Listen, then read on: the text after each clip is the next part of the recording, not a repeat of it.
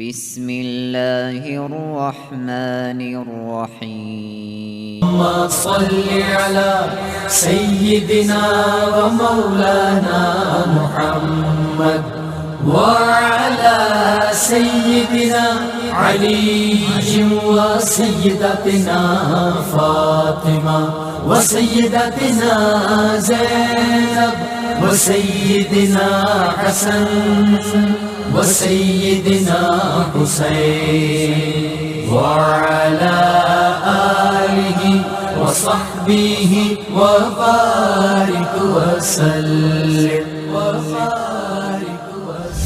الحمد لله نحمده ونستعينه ونستغفره ونؤمن به ونتوكل عليه ونعوذ بالله من شرور أنفسنا ومن سيئات أعمالنا من يهده الله فلا مضل له ومن يضلله فلا هادي له ونشهد أن لا إله إلا الله وحده لا شريك له ونشهد أن محمدا عبده ورسوله أما بعد أعوذ بالله من الشيطان الرجيم بسم الله الرحمن الرحيم النبي أولى بالمؤمنين من أنفسهم وأزواجه أمهاتهم صدق الله العظيم. إن الله وملائكته يصلون على النبي يا أيها الذين آمنوا صلوا عليه وسلموا تسليما. اللهم صل على سيدنا ومولانا محمد وعلى آله وصحبه وبارك وسلم. اللهم صل على سيدنا ومولانا محمد وعلى آله وصحبه وبارك وسلم. الصلاة والسلام عليك يا رسول الله وعلى آلك وأصحابك يا حبيب الله. اللہ تبارک و تعالی وحدہ لا شریک کا بے پایا فضل و کرم اور احسان و انعام ہے کہ جس نے باعث تخلیق کائنات رحمت للعالمین شافع روز جزا خاتم النبیین حضور سیدنا محمد مصطفیٰ صلی اللہ علیہ وسلم آپ کے مبارک وسیلے سے سب کو دولت ایمان عطا فرمائی. اللہ تبارک و تعالی کما حقہ ہم اس دولت کی قدر کرنے کی توفیق عطا فرمائے.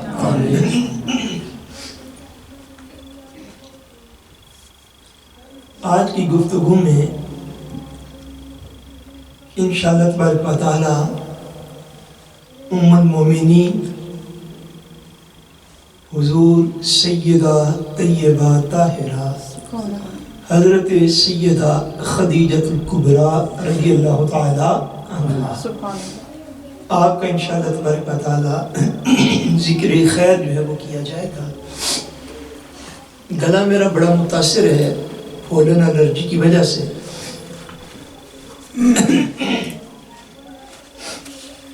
مگر میں انشاءاللہ امید کرتا ہوں کہ آپ لوگ زیادہ توجہ کے ساتھ سننے کی کوشش کریں گے تو میں انشاءاللہ کوئی چیز آپ کی خدمت میں عرض کرنے کی کوشش کروں گا. حضور نبی کریم صلی اللہ علیہ وسلم نے اپنی حیات طیبہ میں جس خاتون کو سب سے پہلے اپنے نکاح میں لانے کا شرف عطا فرمایا اور جو خاتون اس عظیم سعادت سے بہرہور ہوئی کہ ان کو ام المومنین کہا جا سکے اور جن کو سارے مومنوں کی سب سے پہلی ماں بننے کا اعزاز حاصل ہوا وہ حضرت سیدہ خدیجہ الکبریٰ رضی اللہ عنہا. آپ کے ساتھ حضور نبی کریم صلی اللہ علیہ وسلم نے جب نکاح فرمایا تو اس وقت حضور کی عمر مبارک جو ہے وہ 25 سال تھی. کتنے سال تھی؟ 25 سال، 25 ایئرس. اور اس وقت حضرت ام المومنین حضرت سیدہ خدیجہ الکبریٰ رضی اللہ تعالی عنہ، آپ کی عمر پاک اس وقت 40 سال تھی. 40 اور کتنے سال تھی؟ 40 سال ان کی عمر پاک تھی. اور آقا دو جہاں حضور نبی کریم صلی اللہ علیہ وسلم کا یہ جو نکاح تھا، یہ حضور علیہ السلام کا پہلا نکاح تھا. یہ حضور کا پہلا نکاح تھا. اور جو ام المومنین کا حضور علیہ السلام کے ساتھ یہ نکاح ہوا، یہ ام المومنین رضی اللہ تعالی عنہا کا تیسرا نکاح تھا. یہ ان کا کون سا نکاح تھا؟ یہ ان کا تیسرا نکاح تھا. حضرت سیدہ ام المومنین رضی اللہ تعالیٰ عنہ اس سے پہلے 2 نکاحوں میں بیوہ ہو چکی ہوئی تھی. آپ نے پہلا نکاح فرمایا، وہ خاوند انتقال کر کے آپ بیوہ ہوئی. اس کے تھوڑا عرصہ بعد آپ نے دوسرا نکاح فرمایا، وہ خاوند بھی انتقال فرما گیا اور آپ بیوہ. آقا دو جہاں نبی کریم صلی اللہ علیہ وسلم کے ساتھ، اور یہ بات بھی قابل ذکر ہے کہ حضور ام المومنین رضی اللہ تعالی عنہ اپنے پہلے دونوں نکاحوں میں صاحب اولاد بھی تھی. کیا میں عرض کروں؟ پہلے دونوں نکاحوں میں صاحب اولاد بھی تھی.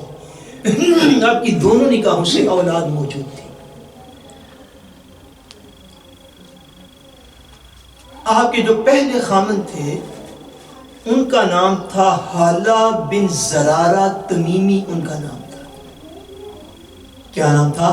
حالہ بن زرارہ تمیمی ان کا نام تھا.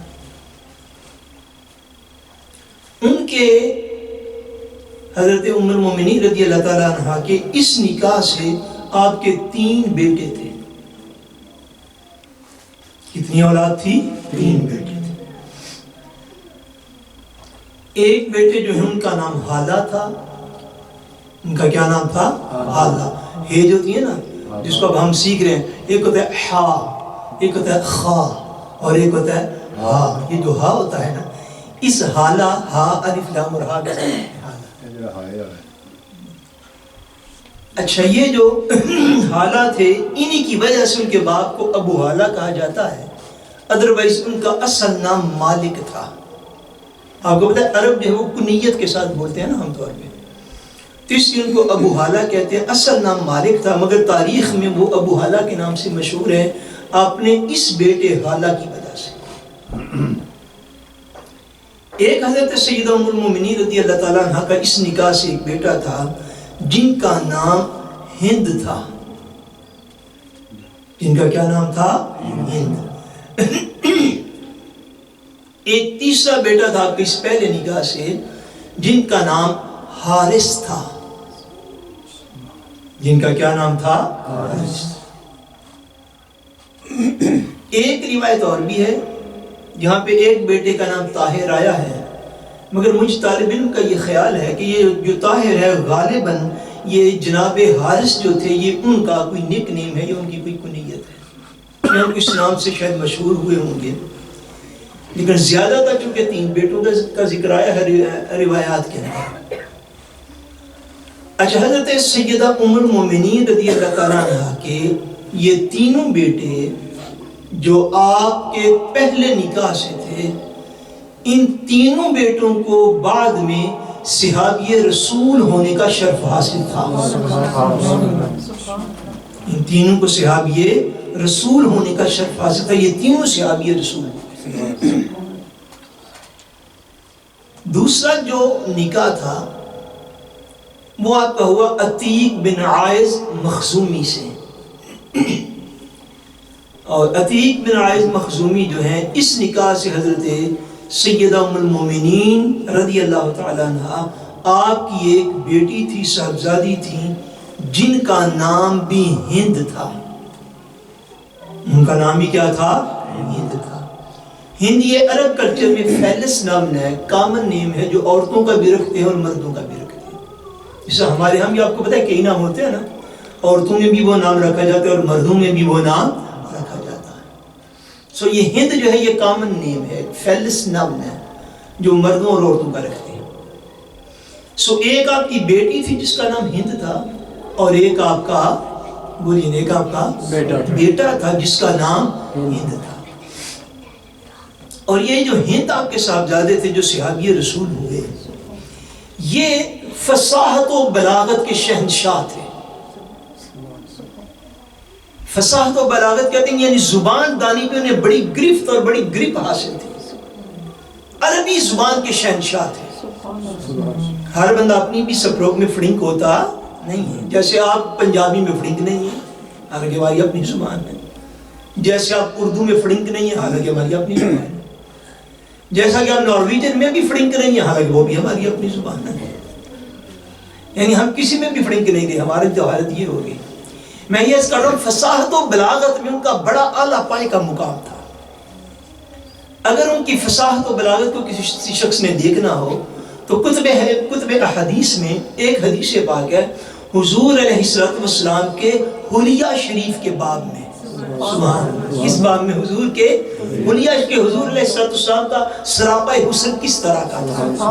حضور علیہ السلام کی مبارک زلفیں کیسی تھی، حضور کا چہرہ اقدس کیسا تھا، حضور کا سینہ اقدس کیسا تھا، حضور کے مبارک بازو کیسے تھے، حضور علیہ السلام کی مبارک آنکھیں کیسی تھی، حضور کے قدم مبارک کیسے تھے.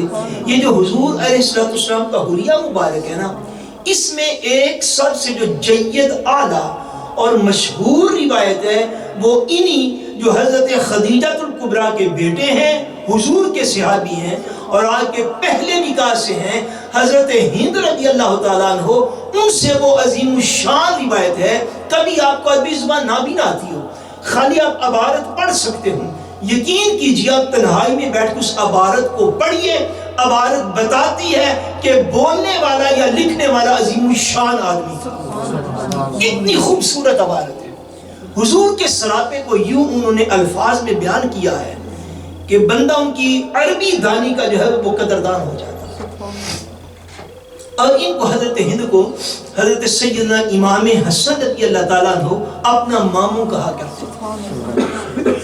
کیا کہتے تھے؟ انہیں اپنا ماموں کہا کرتے تھے، چونکہ یہ حضور سیدہ طیبہ طاہرہ حضرت فاطمہ الزہرا رضی اللہ تعالیٰ عنہ کے چونکہ والدہ کی طرف سے بھائی تھے، والدہ کی طرف سے بھائی ہوئے، تو اس لیے آپ حضرت امام حسن رضی اللہ تعالیٰ عنہ انہیں ماموں کہا کرتے تھے. یہ حضرت ہند تھے رضی اللہ تعالیٰ عنہ، حضور ام المومنین رضی اللہ تعالیٰ عنہ کے بیٹے اور حضور علیہ السلام کے غلام. بہت سارے سیرت نگاروں نے یہ بیان کیا ہے کہ مکہ مکرمہ میں حضور نبی کریم صلی اللہ علیہ وسلم کی خاطر سب سے پہلے جس شخصیت نے اپنی جان قربان کی وہ حضرت حارث رضی اللہ تعالیٰ عنہ. اسلام کے پہلے شہید بھی ہیں، اسلام کے پہلے شہید بھی ہیں. عمومی طور پہ روایت مشہور ہے حضرت سمیہ رضی اللہ تعالیٰ عنہ کی، چونکہ یہ روایت جو اب میں عرض کر رہا ہوں یہ کم کتابوں کے اندر آئی، لیکن بعض سیرت نگاروں کا یہ قول ہے، باقاعدہ سیرت کی کتابوں میں یہ بات موجود ہے کہ آقا دو جہان نبی کریم صلی اللہ علیہ وسلم تبلیغ دین فرما رہے تھے خانہ کعبہ میں. کہاں فرما رہے تھے؟ خانہ کعبہ میں. حضور تبلیغ دین فرما رہے تھے. حضور نے جب اللہ کریم کی توحید کا نعرہ بلند کیا، اپنی رسالت کے لیے لوگوں کو کہا، قیامت کے دن کی بات کی، تو جتنے کفار دائمے کھڑے ہوئے تھے وہ حضور علیہ السلام پر ٹوٹ پڑے اور حضور علیہ السلام پر انہوں نے حملہ کر دیا. ایک لمحے کے لیے میں دعوت فکر دیتا ہوں، اللہ کہ ہم سب کو عافیت عطا فرمائے. ایک لمحے کے لیے ذرا مجھے سوچ کے بتائیے کہ دین کی بات کرنی ہو اور بندے آگے سے سبحان اللہ کہنے والے بھی کوئی نہ ہوں، ہمارے کو اس بات پہ بھی جھگڑا ہو جاتا ہے. دین کی بات کرنی ہو، آگے سے گلے میں پھولوں کا ہاتھ ڈالنے والا بھی کوئی نہیں. شہر سارے کا سارا مخالف ہو. دین کی بات پہ سٹینڈ لینا ہو، نہ موسیٰ رسالت کی آج آپ نے بات کرنی ہو، ختم نبوت کی آپ نے بات کرنی ہو، قیامت کے دن کی بات کرنی ہو، عقیدہ توحید کی بات کرنی ہو. اب یوں فرض کر لیجیے کہ ایک شہر ہے جس میں سارا شہر آپ کا مخالف ہے. آپ وہاں پہ کھڑے ہو کہ اللہ کی توحید کی بات کرتے ہیں، نبی کریم کی رسالت کی بات کرتے ہیں، ختم نبوت کی بات کرتے ہیں، ناموس رسالت کی بات کرتے ہیں. سارا شہر اس کے مارنے کو دوڑ پڑتا ہے. کون وہ حضور کا امتی ہے اس دور میں جو اس حوصلے کے ساتھ تبلیغ دین کرنے کا حوصلہ بھی رکھتا ہو؟ آقا دو جہاں ہیں، اللہ کے آخری نبی ہیں، آخری رسول ہیں، کائنات میں ان سے بڑا کسی کا مقام و مرتبہ نہیں ہے. حضور تبلیغ دین فرماتے ہیں خانہ کعبہ میں کفار مارنے کے لیے دوڑتے ہیں.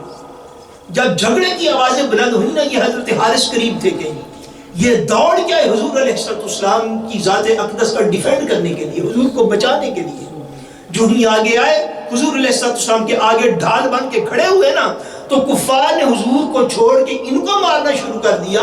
اور اتنا مارا یہ جو جگہ نا خانہ کعبہ کا طواف کرتے ہوئے جس کو بولتے ہیں رکن یمانی، رکن یمانی حجر اسود سے پہلا کونا جو ہے، اس مقام پر حضرت حارث رضی اللہ تعالیٰ عنہ شہید کر دیے گئے.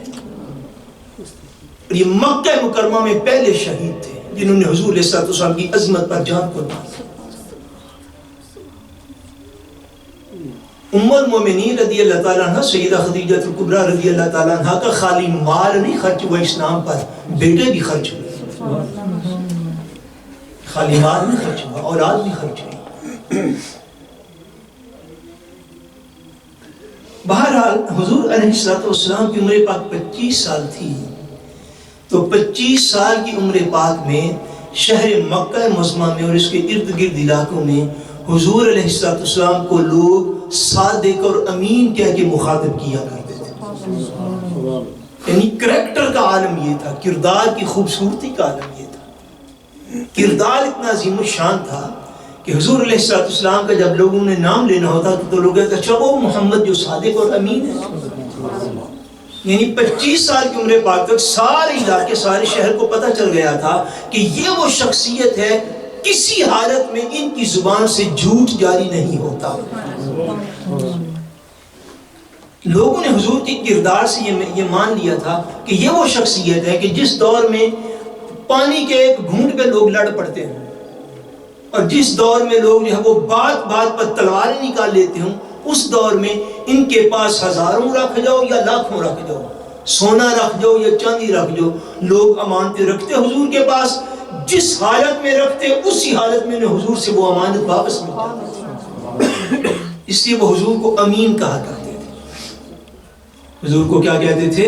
امین. کہ ان سے بڑھ کے امانت دار بندہ کوئی نہیں، ان سے بڑھ کے سچا بندہ اس مکہ کے اندر کوئی.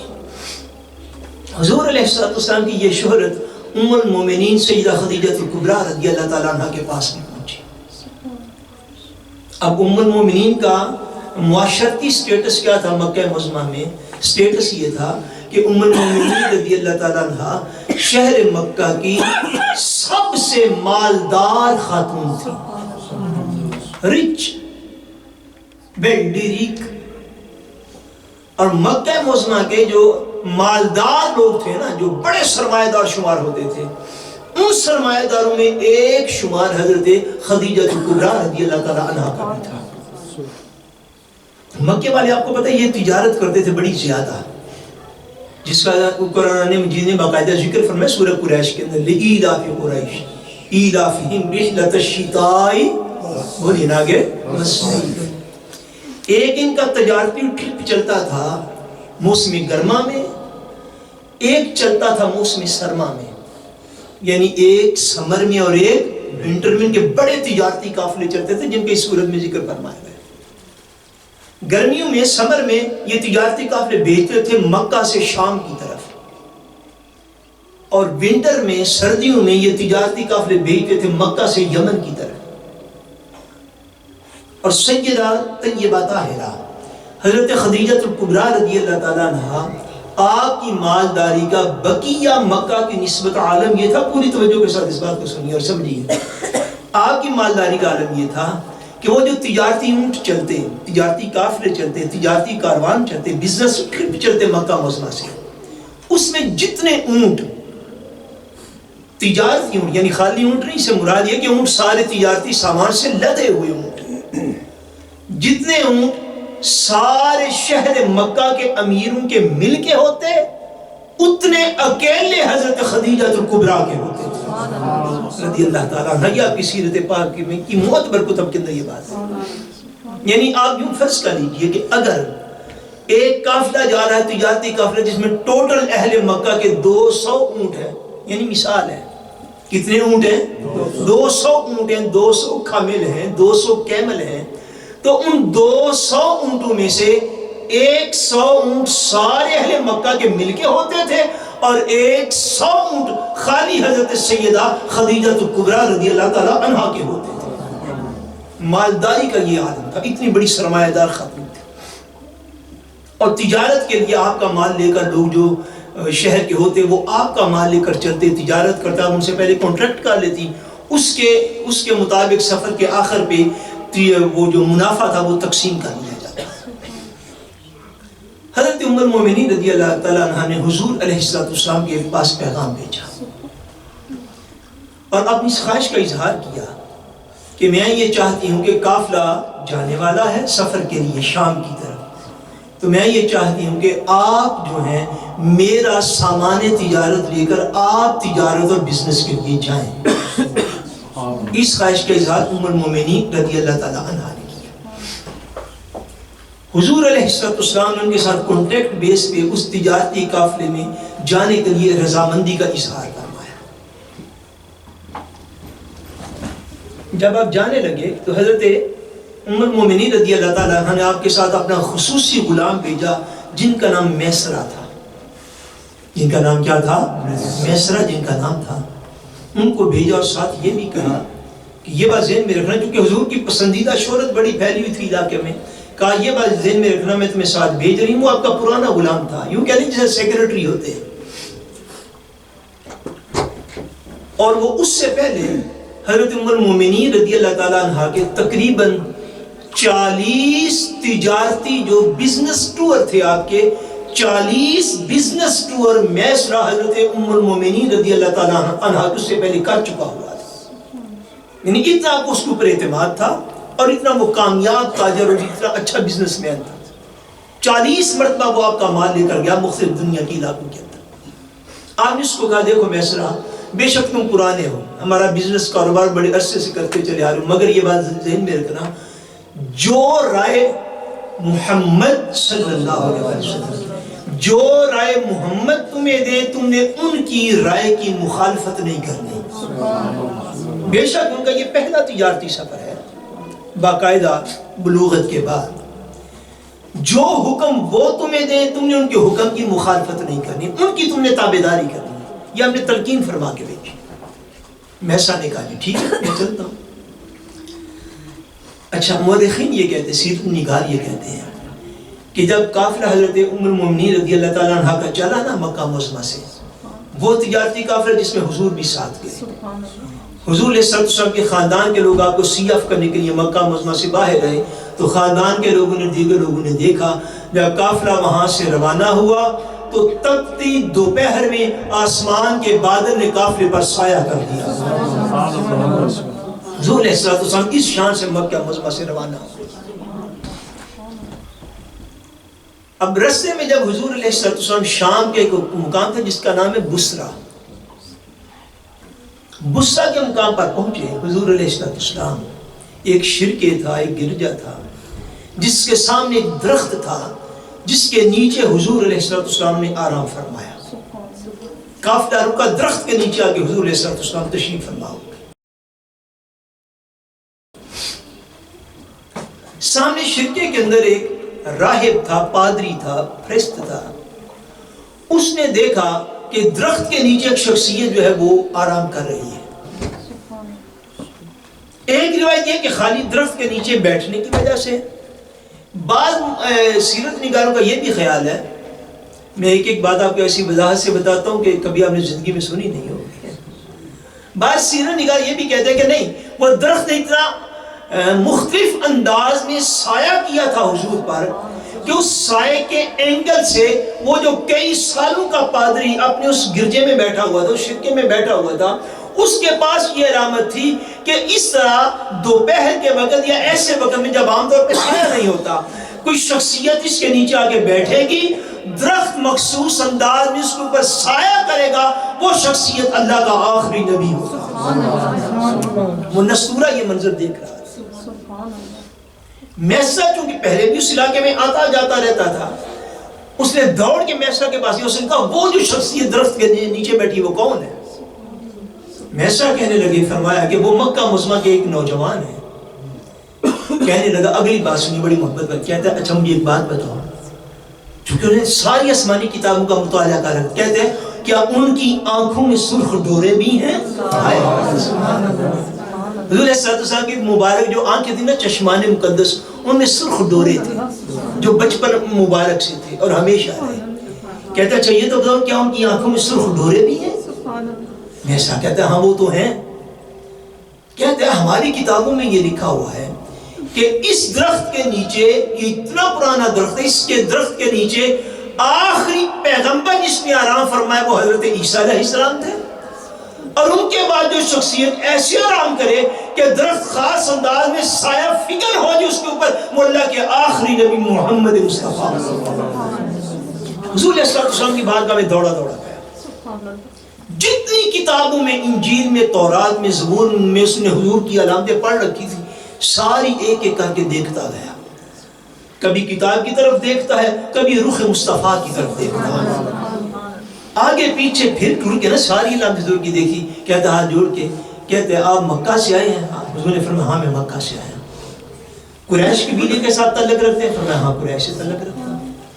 کہتا ہے میں نے مختلف چیزیں آپ کی طبیعت میں دیکھی ہیں، ایک چیز بس رہ گئی ہے، کبھی وہ بھی دکھا دینا. حضور نے فرمایا وہ کیا ہے؟ کہتے ہیں آپ اپنا ذرا کاشانہ اقدس جو ہے نا، کندھا مبارک، یہاں سے کپڑا پیچھے کرے، ایک آخری نشانی بس میں نے دیکھنی ہے. حضور نے فرمایا چلو میں کرم فرما دیتا ہوں. حضور نے اپنا کپڑا مبارک یہاں سے پیچھے کیا تو حضور کی نبوت کی آخری نشانی، حضور کی مہر نبوت کی بھی اس نے زیارت کی، بلکہ دوڑ کے بے اختیار ہو کے بوسے لینے لگ گیا. اور کہتا ہے کاش وہ وقت میں زندہ اور موجود ہوں کہ جب آپ اعلان نبوت کریں اور نستورہ آپ پر ایمان لے آئے.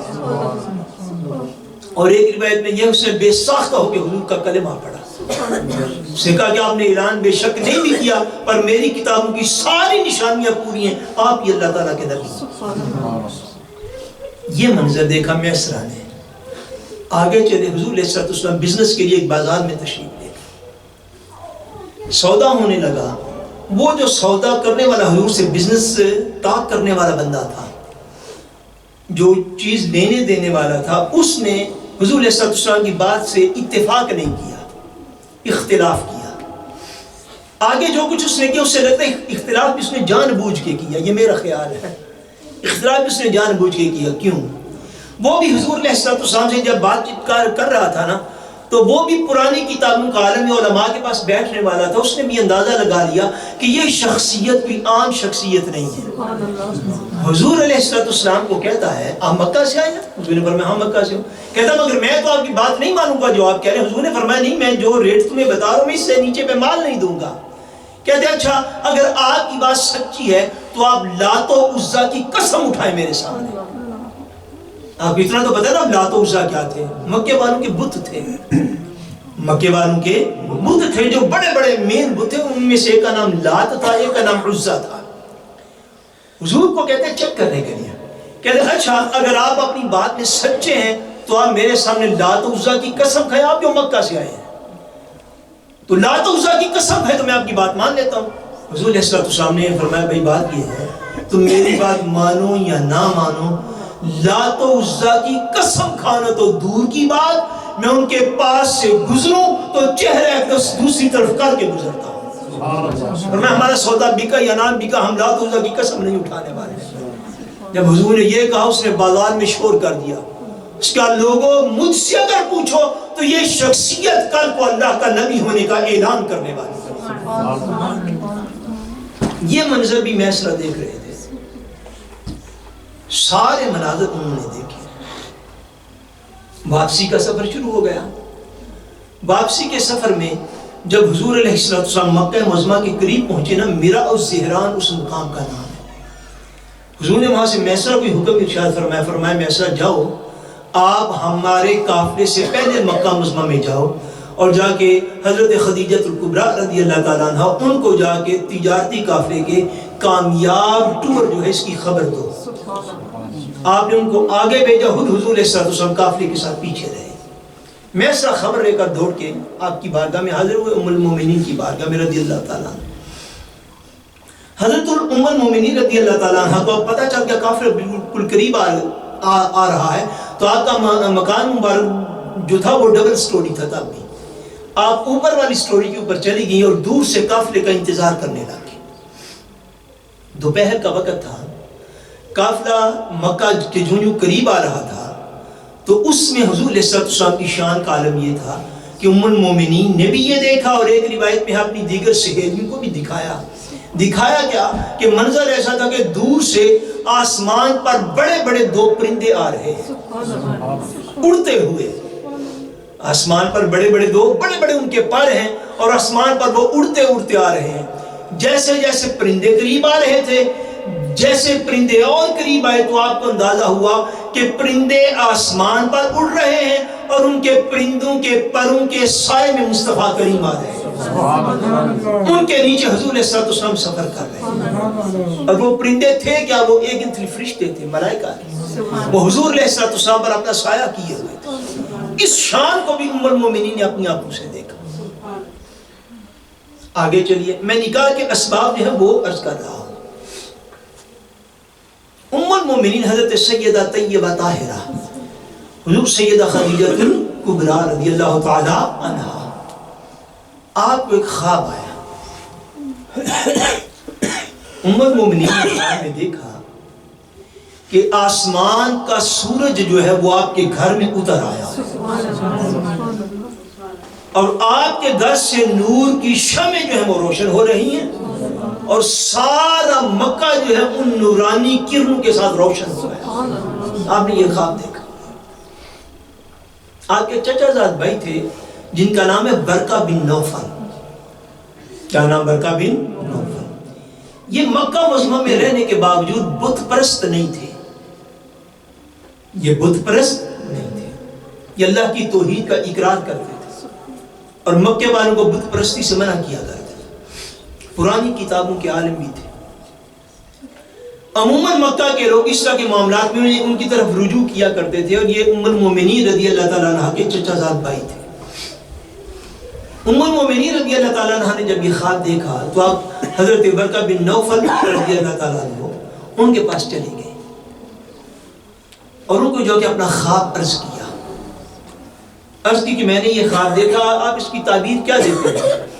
جناب برقہ بن نوفل نے جب یہ خواب سنا تو آپ نے فرمایا اس کی تعبیر یہ ہے کہ اللہ کا آخری نبی ظاہر ہونے والا ہے اور وہ اسی شہر میں ہے اور آپ اس کے نکاح میں جائیں گے۔ فرمایا اس کی تعبیر یہ ہے کہ آپ اس کے نکاح میں چلی جائیں گے۔ یہ سارے وہ عناصر تھے، یہ سارے وہ گرنٹ تھی، یہ ساری وہ وجوہات تھیں جس نے حضرت ام المومنین رضی اللہ تعالیٰ عنہ کو حضور کی طرف راغب کیا۔ حضرت میسرہ جو تھے جب واپس سے میسرہ نے سارے حالات سفر کے ایک ایک کر کے بیان کیے، وہ راہب کا واقعہ پادری والا وہ بھی بیان کیا، بازار میں جو ڈسکشن ہوئی وہ بھی بیان کی، لوگوں کی گواہیاں بیان کی، بلکہ ایک روایت میں یہ بھی ہے کہ جب قافلہ آگے آگے چل رہا تھا تو حضرت خدیجہ الکبریٰ رضی اللہ تعالیٰ عنہ آپ کے 2 اونٹ کمزور ہو گئے، قافلے میں چلتے چلتے 2 اونٹ جو ہیں وہ کمزور ہو گئے۔ میسرہ ان اونٹوں کی حفاظت میں پیچھے رہ گئے، حضور علیہ السلام معمول کی رفتار کے مطابق آگے چلتے گئے۔ جب میسرہ نے دیکھا میں تو بڑا پیچھے رہ جاؤں گا تو قافلے سے فاصلہ زیادہ ہو جائے گا کہ میں گم ہی نہ ہو جاؤں کہیں رستے میں، میسرہ ان اونٹوں کو چھوڑ کے دوڑ کے حضور کی بارگاہ میں گئے عرض کی کہ وہ اونٹ ہیں دو، وہ بڑے کمزور ہیں، ان کا کیا کریں؟ حضور علیہ السلام نے کہا اچھا میں اونٹوں کے پاس چلتا ہوں. یہ بھی ایک واقعہ ہوا. حضور علیہ السلام اونٹوں کے پاس گئے، آپ نے جا کے ان کے اوپر اپنا دست کرم رکھا اور سیرت میں حضور نے ان کو دم فرمایا. جب دم فرمایا چلو آپ بیٹھ جاؤ. تو یہ حضور کی عمر مبارک ابھی 25 سال کی کم و بیش تھی، 24 یا 25 سال. دست مبارک رکھا، اللہ کریم نے اسی وقت ان کے اونٹوں کی کمزوری کو دور فرما دیا. سارے واقعات آگے میسر نے عرض کیا.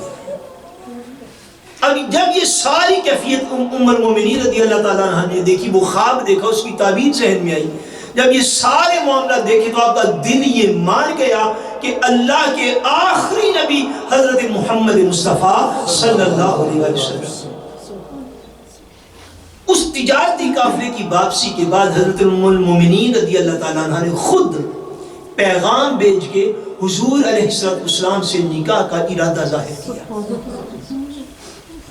اور اس تجارتی قافلے کی آمد کے سیرت نگاروں نے لکھا ٹھیک 2 ماہ اور 20 دن کے بعد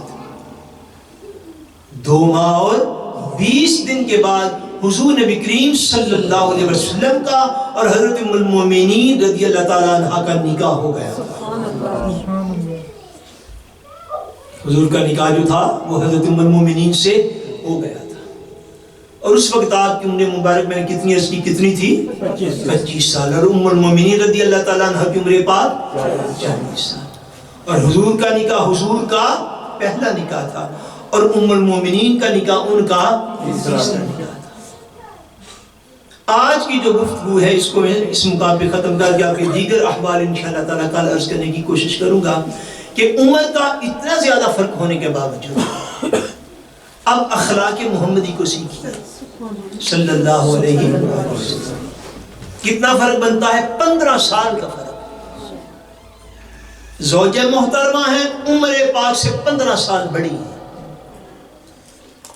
اور پہلے ان کے 2 نکاح ہو چکے ہوئے ہیں، اب ان کا تیسرا نکاح ہے. سیرت میں لوگ جب کھنگالتے ہیں تو بڑی بڑی روایات لوگ نکال کے لاتے ہیں. تاریخ کسی کو معاف کرتی بھی نہیں ہے.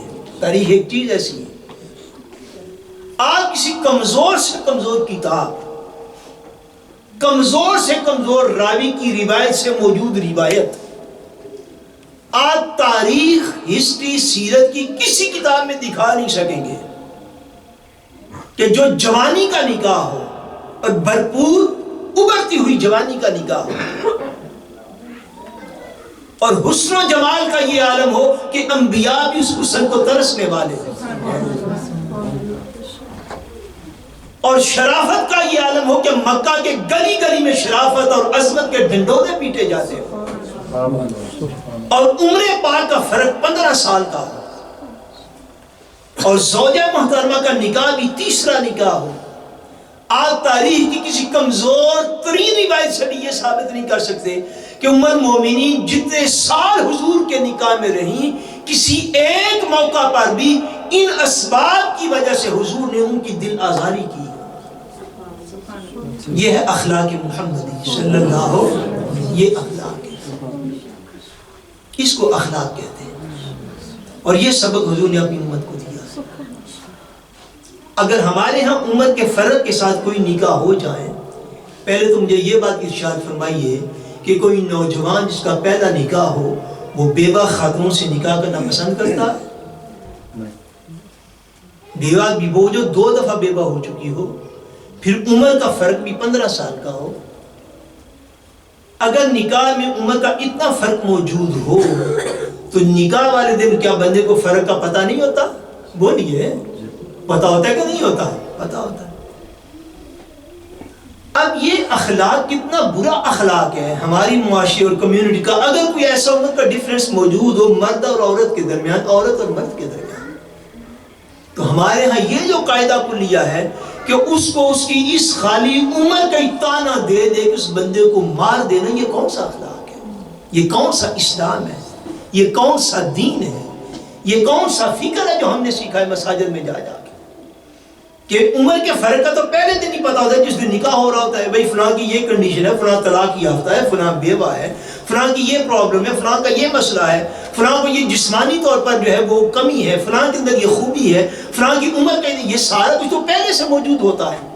اس کے باوجود جب آپ نے نکاح کر لیا تو ہمارے ہاں تو یہ ہے کہ نکاح سے پہلے خدا نخواستہ لوگوں نے اس طرح طلاق کا ارادہ کیا کہ بھئی پیپر بڑھ لیں گے تو آپ پہ چھڑ دیں گے۔ یہ اخلاق ہے ہمارے، کیا ایسا نہیں ہے ہمارے معاشرے میں؟ کیا آدھے یورپ کے اندر ہمارے مسلمان بچے اس کی شادیاں نہیں کر رہے؟ کہ ارادہ پہلے سے ہوتا ہے، عمر چونکہ بڑی ہے لیکن اس عورت کے پاس پاسپورٹ موجود ہے۔ کون سا دین ہے؟ کچھ خدا کا خوف کرنا چاہیے بندے کو، کچھ اللہ سے ڈرنا چاہیے، اللہ کی بارگاہ میں پیش ہونا ہم سب نے۔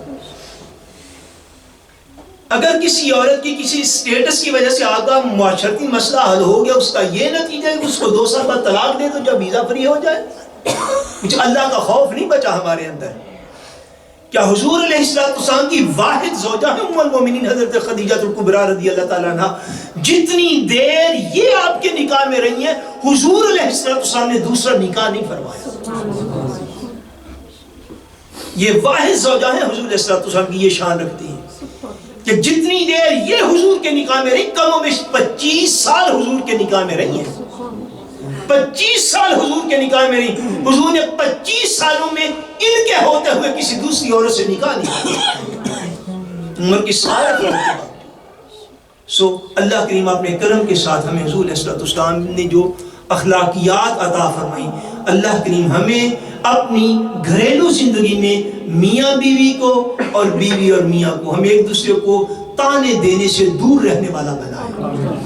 جو چھوٹی چھوٹی باتوں پر ہم ایک دوسرے کو تانے دے کے اپنے گھروں کو آگ لگا لیتے ہیں، اللہ کریم ہمیں حضور کے اخلاق کا وہ فیض عطا فرمائے کہ ہم بجائے ایک دوسرے کو گھروں میں تانے دینے کے ایک دوسرے سے محبت کرنے والے بنیں، تاکہ ہمارے گھر جنت کے آئینے بن جائیں۔